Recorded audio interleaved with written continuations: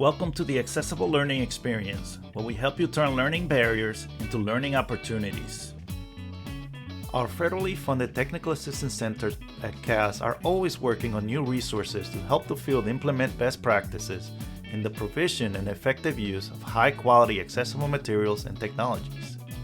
This month, we're very excited to share two new exciting resources from one of those centers, the National Center on Accessible Educational Materials, or AEM Center.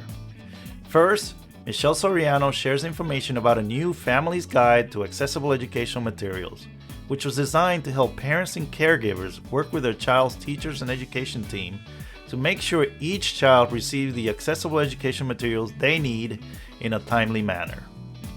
Then Kelli Suding introduces our new online learning series on accessible materials and technologies, which are offered through Canvas and are ready for you to add to your professional development offerings. But first, I have the pleasure of introducing our new AEM Center Project Director, Elizabeth Barker. We are so excited to have Liz join us. She brings a wealth of experience with accessibility and has a rich background in special education as well. We're thrilled to have her on our small and mighty team. Here's a brief conversation with our new project director, Liz Barker. I'm super excited to introduce our audience to our new project director for the National Center on Accessible Educational Materials, or AEM Center, and that's Elizabeth Barker. Hi, Liz, and welcome to the podcast. I'm going to start with a question that we always ask our guests. What is your accessibility story? Thank you for asking. That's a long story, and so I'll try and sum it up. As a child, I was very excited to learn how to read, and when I got to kindergarten, that was starting to not become a reality. So I struggled right from the beginning, having to do my letter books over the summer. And mind you, this was a little bit challenging because I have a twin brother. So it was very easy for me to compare where I was, where I wasn't, even at a little age, right? So in 6th grade, I was diagnosed with a learning disability. And the reason why was because those struggles from kindergarten continued. And my parents attended a session that the school held. They brought in an expert around reading disabilities, and this was in the 80s. And they started learning about dyslexia. And so they had me assessed, and sure enough, I was or am dyslexic. And at that point, the school wasn't prepped for supporting me. And so I went and received outside services that my parents paid for. And I feel very lucky about those services. But the challenges were still real. And while it helped me and supported me with my reading, where my dyslexia really manifests itself is in my writing. So high school was a challenge. I had an IEP. However, it says on the IEP goals, compensates well. I received no real support. I was lucky, and my parents sent me to a parochial school, to a Catholic high school. And it was suggested for me to hop on a bus midday and drive 30 minutes to another school to receive supports. But as a teenager, that was scary and did not sound appealing, and I absolutely was not going to do that. So all I did as a student was try and work hard, work harder. But I was lucky in the sense that everything that happened with my story and my journey around struggling in school and having dyslexia and writing being such a challenge. I had very supportive parents. I had a very supportive system. I had a counselor at the school who was extremely supportive. This was also the time that IDEA was shifting in 1994. So when I applied for colleges and universities, this was also the time that college and universities were starting to open up accessibility labs and have resources for students with disabilities.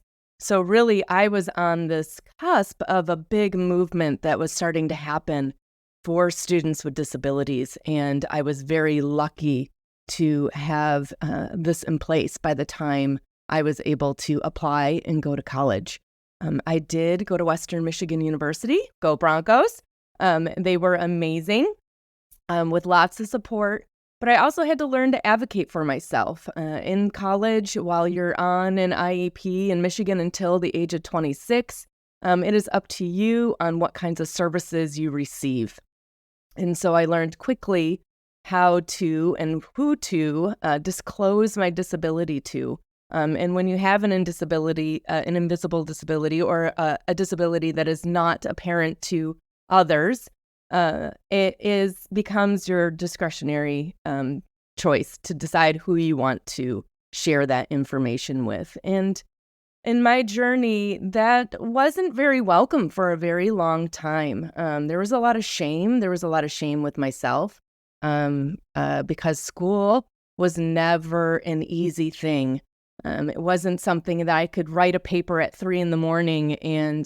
and get away with it. That was not going to happen. This was something where if I had a paper due, I had to go to the writing lab, and I had to go and be there 2 weeks ahead of time so that I could get the supports that I needed to edit my paper and for me to go back and make those revisions. And if I didn't do that, I would get lots of comments and suggestions that weren't very nice from a lot of teachers and professors. So at that time, I also started volunteering for the university disability labs.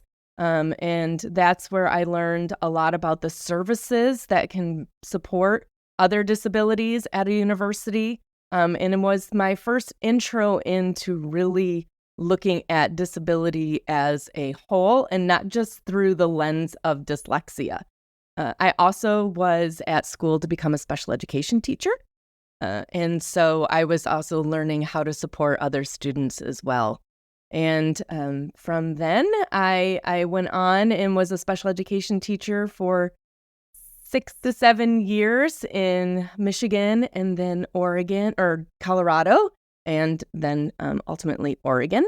And I continued my education because I constantly wanted to learn how to support, how to provide, how to remove the barriers for students with disabilities. I did not want students to have the experience that I had.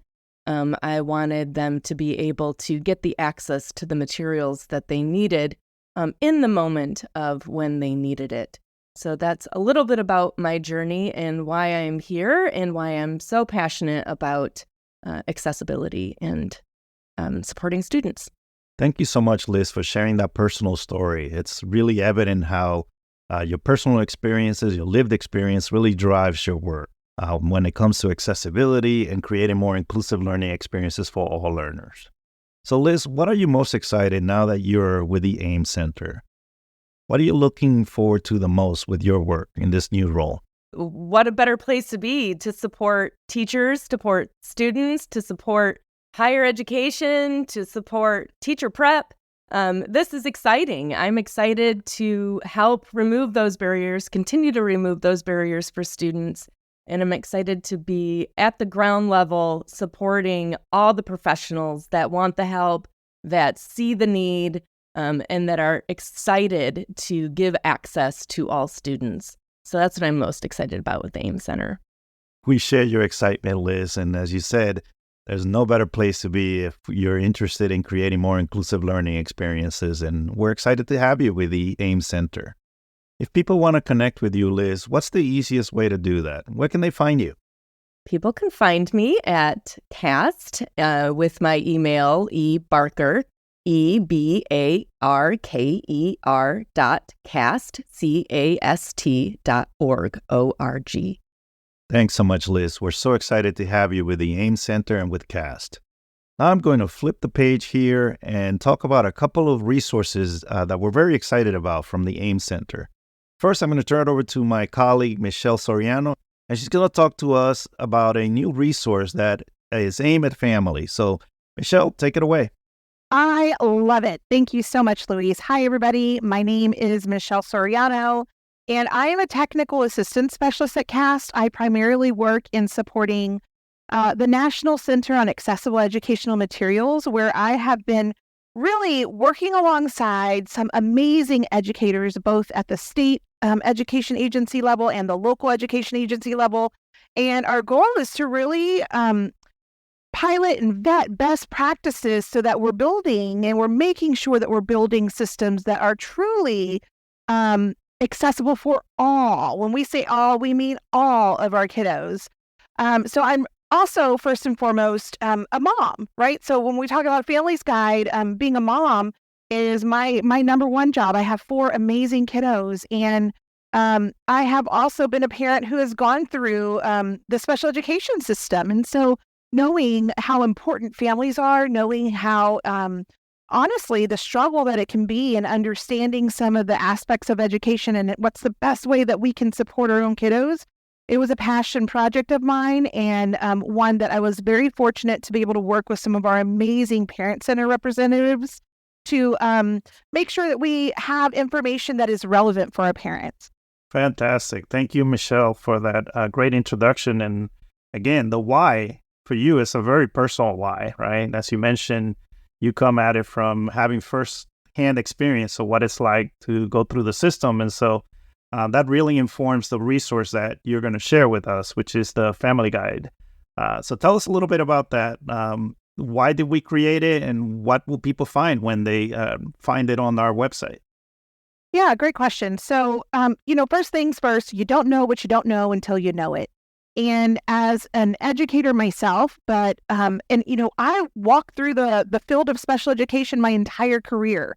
But as a mom, you don't know what you don't know. And there are aspects of things that can support your children and your students that you need some help and you need some guidance. And we know how important families are. We know that families play an important role in ensuring that their child with a disability has access to what it is that they need, when they need it, not only at home, but at school first.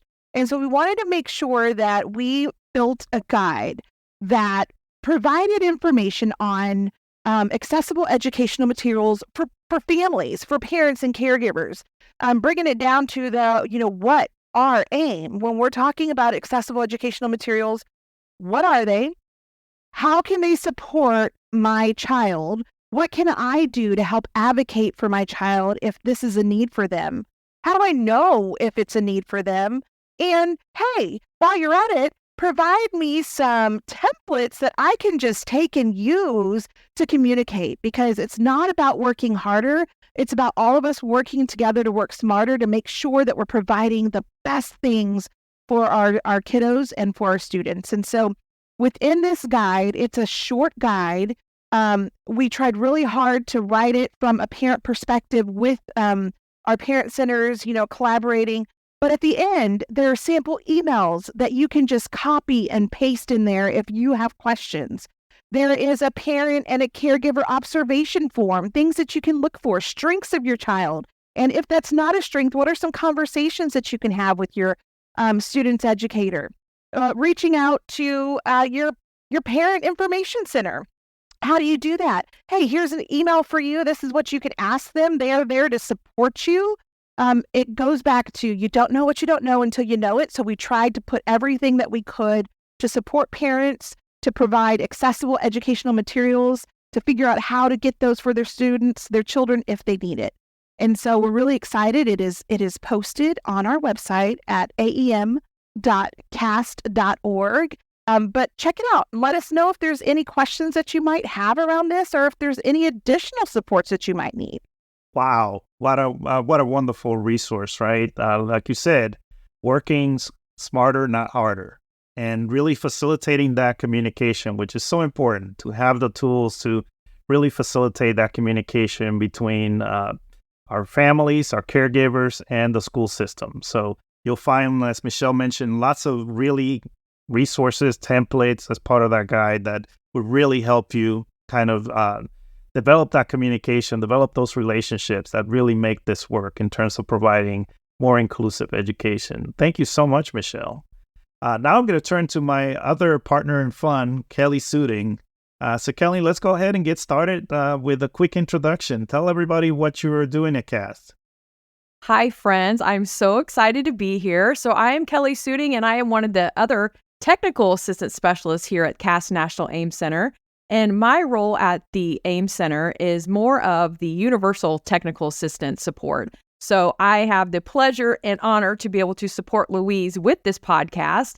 And a big part of my job is dissemination and also content creation as well as what we're disseminating. So webinars, trainings, anytime we are doing interacting engagement and making sure things are out there on social media, that's more of my job. So more of the dissemination piece. And you're an expert at that. Those of you who probably follow Kelli for quite some time on social media know what a fun presence she has on social media. Well, not only a fun presence, but also a very informative one. So we'll share that information as part of the show notes so that you can follow Kelli and follow us as well, the AIM Center, through our various social media channels. So Kelli, as part of your Universal Technical Assistance, you've developed a new resource.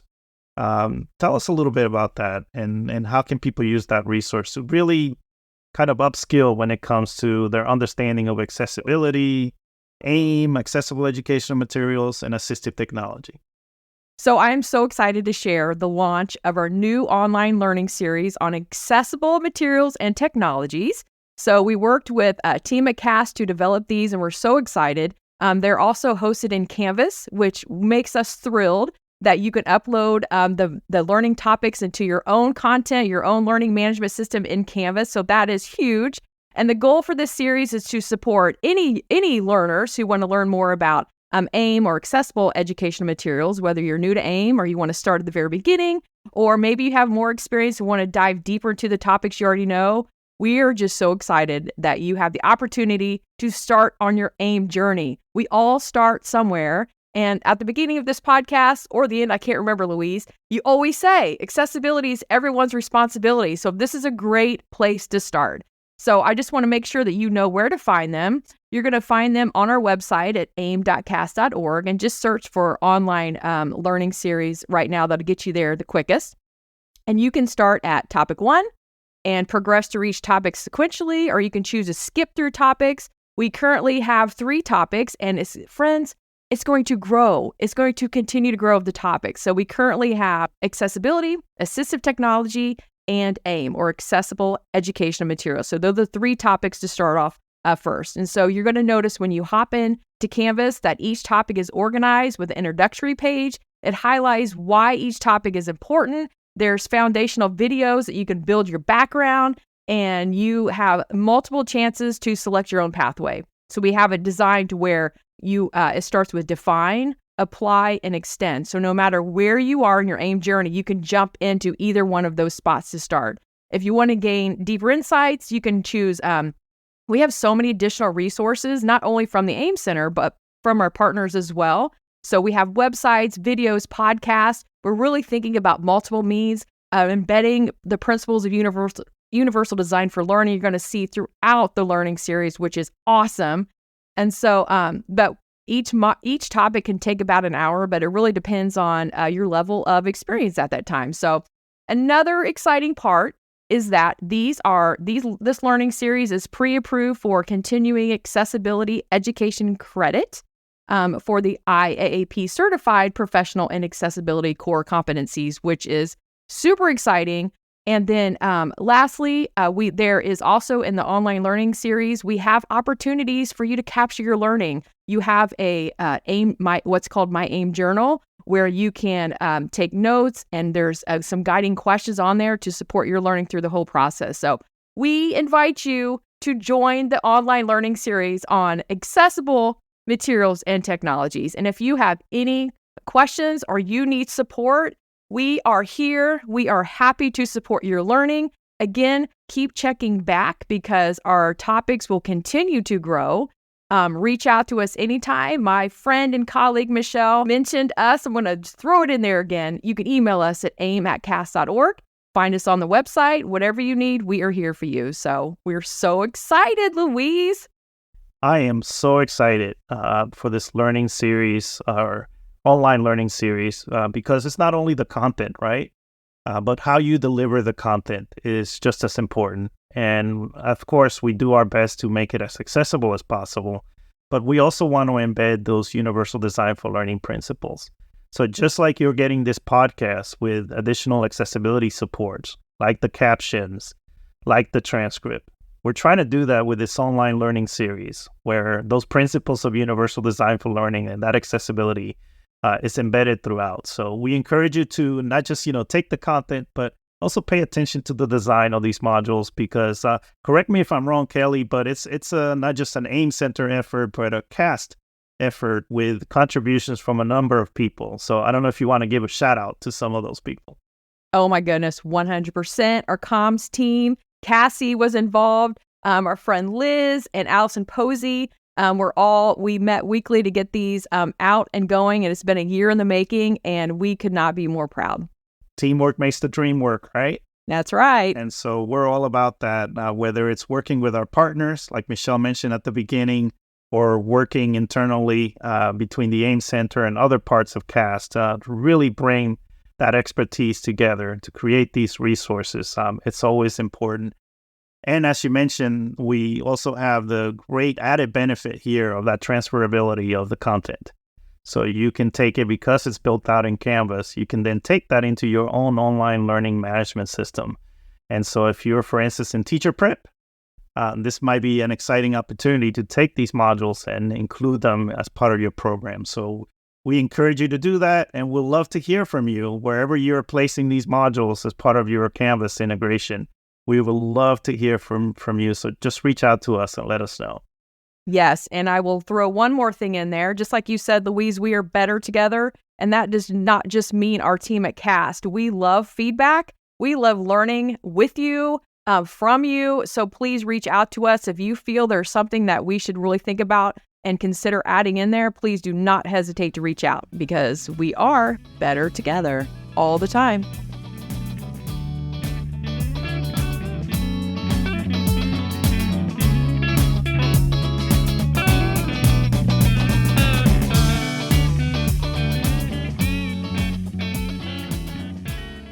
Thanks for tuning in to this episode of the Accessible Learning Experience, brought to you by the National Center on Accessible Educational Materials at CAST. You can find us on the web at aem.cast.org. There you'll find show notes with links to all of the resources mentioned on each episode. Thanks again for listening, and remember, accessibility is everyone's responsibility.